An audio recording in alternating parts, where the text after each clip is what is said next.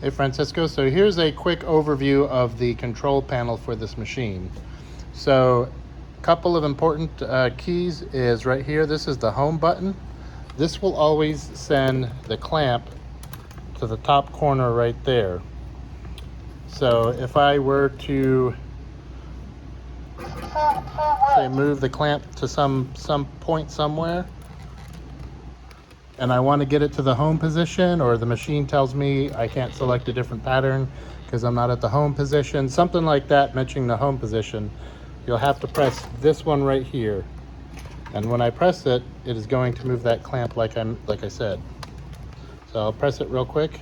Home position. And now it's at the home position. Now the home position is not the start point for every pattern, but if you want to change patterns, it'll bug you about going to the home position. Now, as you can see, the pattern I have loaded right now, this is the big diamond. This is the big diamond that you do this part of the 4-inch strap with. And you can see up here, well, let me get closer to there. Wrong button. 4-inch strap. And this is your different patterns that you select. Now, if I want to actually go to the starting position, I will have to press this button right here.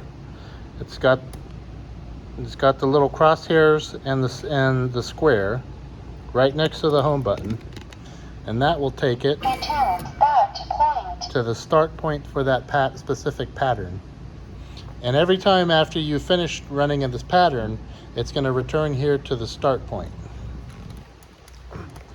Another important button or set of buttons for the pattern is to be able to go forwards and backwards. So you would use this to check the clearances of the pattern to the foot, which I'll show you later. Or if you run out of bobbin and you need a backup, or you need to get to a certain place within the pattern, you can use these buttons, these up and down arrows. Forward. And it'll take the clamp forward. Forward. It'll move it by one stitch within the pattern itself. It'll go forward one stitch, or it will go backwards by pressing the down button. So here we'll demonstrate it. If I press and hold it, it'll move kind of fast. Forward. So here's this walking through the entire pattern for this stitch.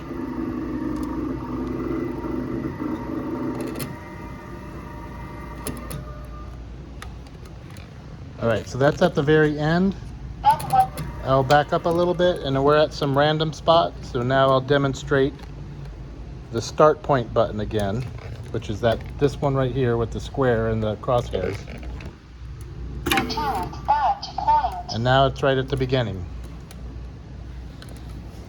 Another useful button here, set of buttons on here, is the speed. Speed up. Now, of course, this only goes like a maximum, I think, 900 stitches per minute. So it's not going to go really fast. You're not going to see a huge difference between, say, turning the speed, all the way down. Although if you did it all the way down, it would be really slow. But yeah, it just doesn't go that fast. So you won't. Even turned up all the way to 9, it's still not going to go very fast. Right here, you have the foot down button, and that will lower the presser foot down here, which I'll get closer to.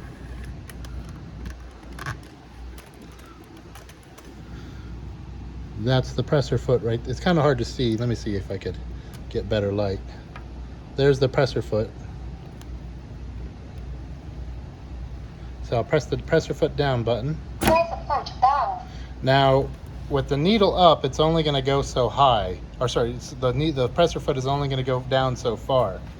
I can manually go to the back of the machine here, and I'll lift it up. And I can turn this knob to manually put the needle down. And I'll do it here while showing you the presser foot. And now you can see the presser foot going all the way down and up as it would when it's sewing.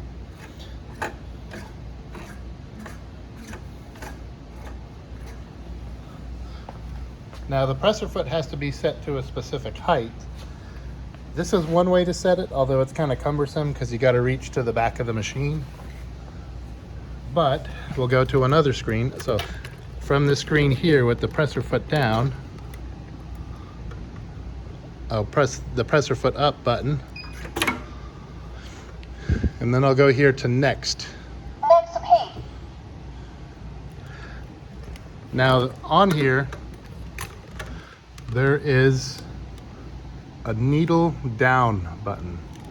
Now when I do this, I need to make sure there's no thread in the bobbin. I need to make sure there's no thread in the needle, because otherwise it'll wrap around the bobbin. But this is another good way Needle down. to see how the presser foot's actually going to operate.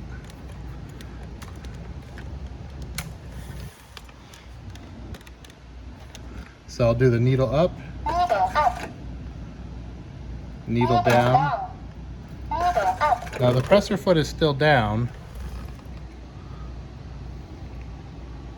So if I want to get the presser foot up, I have to press Presser foot up. the presser foot up button. And now it's much higher.